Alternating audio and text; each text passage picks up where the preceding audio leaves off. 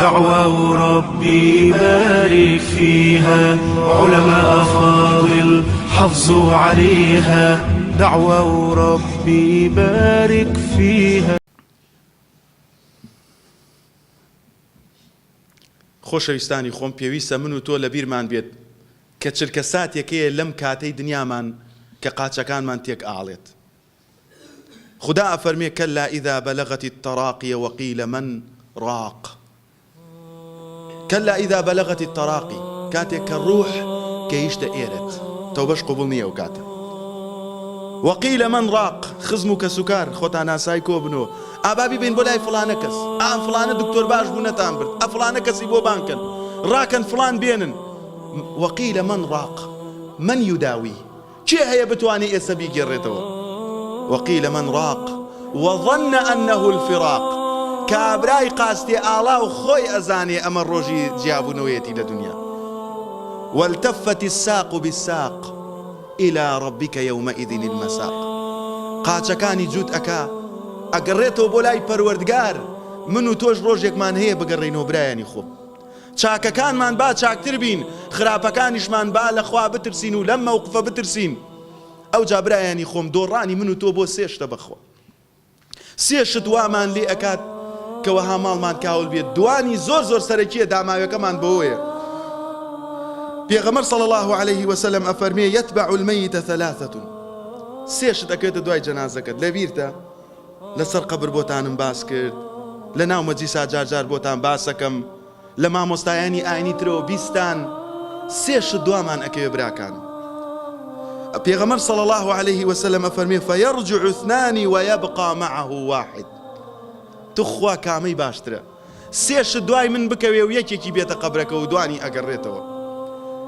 يتبعه أهله وماله وعمله. شوێنت ئەکەوێ کەسوکارەکەت، ماڵەکەت وەکردەوەکانت. کەسوکارت دێن لەگەڵ تا سەر قەبر، بەڵام پەلەت لێکەن لە ناشتن، ئەتخەنە ناو قەبرەکە و بانت ئەدەن و ئەڕۆن. ماڵەکەت سەیارەکەت بەتانیە کە خەنە بان جەنازەکەت، ڕووبەما گەر دوو سێ سەیارە شتێ بێ بکوێتە دوات، بەڵام ئەگەڕێتەوە. خوای پەروەردگارە فەرمێ قو ئەنفوسەکم و ئەهلیکم نارا. هەی قوڕ بەسەر، ئەگەر تۆ خۆتت نەپارێزتە بێ ماڵ و مناڵ لەکوێ ئەپارێزی؟ فيرجع اثنان ويبقى معه واحد. ئەو جا پێویستە من و تۆ بە کەماڵی عەقڵ کە خۆمان بە عاقڵە زانین، من و تۆ بە کەماڵی عەقڵ کەوەها ڕەخنە لە خەڵک ئەگرین، ڕەخنە لە ڕیش ئەگرین، ڕەخنە لە ئەحزابی سیاسی ئەگرین، ڕەخنە لە پارە و لە دەوڵەمەند ئەگرین، ڕەخنە لە هەموو شتێک ئەگرین. ڕوبەما جاری وا هەیە قورئان و حەدیثیش ڕەت ئەکەیتەوە. ئێدە لەبیرت بێ کاکە، لەبیرت بێ چاوەکەم، لەبیرت بێ بێکەس خۆم و خۆتین. دوان دوات ئەکەوێ و یەک دانی ئەکەوێتە دوات بۆ ناو قەبرەکە. ماڵەکەت یەکسەر ئەگەڕێتەوە. ئەمەنە کوڕی باشیشەیە بۆی حازر بێ کوڕ و کچ، یەکسەر کچێکت خۆی لالوتەکاڵێ ئانوێ حیسەکەی من نەدەن. دوان لە کوڕەکانت ئەبێتە شەڕیان، کامیان فڵان خانوبەرێ و کامیان فڵان خانوبەرێ.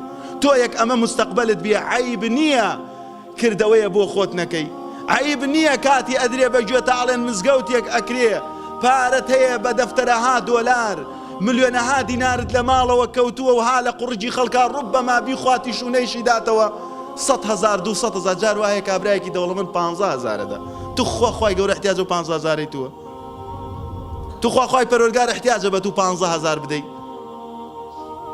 کابرایەک ئەجێڕێت ئەڵێ پیاوێکی دەوڵەمەند چوینە خزمەتی وتمان مزگەوتێکی گەورە ئەکەین، تەکلیفەکەی گەلێ زۆرە. ئەڵێ دەستی کرد بە گیرفانیا 100 دۆلاری دا پێمان. قەرار وا بوو وتمان ئەستەحن هەر نەبێ 2-3 دەفتەر دۆلار ئەدا. بۆ حەریصەن عەلە الدونیا وەللمەوتی ناسیە. وازانێ ئەم ماڵە ئەیهێڵێتەوە، نازانێ ماڵەکە سەری ئەخوات. ئەو ماڵە دوای ئەکەوێ بۆ ناو قەبرەکە، دوای ناکەوێت، ئەگەڕێتەوە لەگەڵ مناڵەکانیە، بەڵام تەنها کردەوەکەی خۆی ئەکەوێتە دوای. کردەوەکانمان بۆ خۆمانە براکانم، سەدەقەی جاری بۆ خۆمانە. ئەگەر پارەت هەیە بیخەرە پرۆژەی خەیریەوە، لەگەڵ فڵان و فڵان و فڵان شەریکی و کەسابەت ئەەکەی، کەسابەتی حەڵاڵ باشە، بەڵام پشتێکدانە بۆ قیامەت.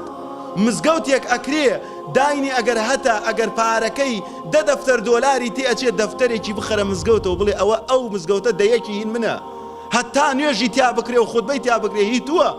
پردێک دروست ئەکرێ لە لادێیەک لە شوێنێک، مسلمانانی پێ ئەپەڕنەوە پێچەند بۆ مزگەوت پێ ئەڕۆن بۆ شارەکان کاتێک ئەبینی کەوا مسلمانێک پێویستی بە عەمەلیاتێکە خوای پەروەردگارە فەرمێ ومن أحياها فكأنما أحيا الناس جميعا هەر کەسێ بژێنێتەوە وەک وایە هەموو خەڵک بژێنێتەوە تۆ قڕقۆشم لە گوێتایە چاوت داخراوە بە پارە و دینار نازانی گەڕانەوەی ئەو پیاوە بۆ ژیان چەندێک گرنگە بۆ گیانی تو وەک ئەوە وایە هەموو خەڵکێک زنوو بکەیتەوە لە مردنا بن ئەی تۆ پرۆژەت پێ نییە کاکە ئەمجا ئایر خێنیتە خەڵکە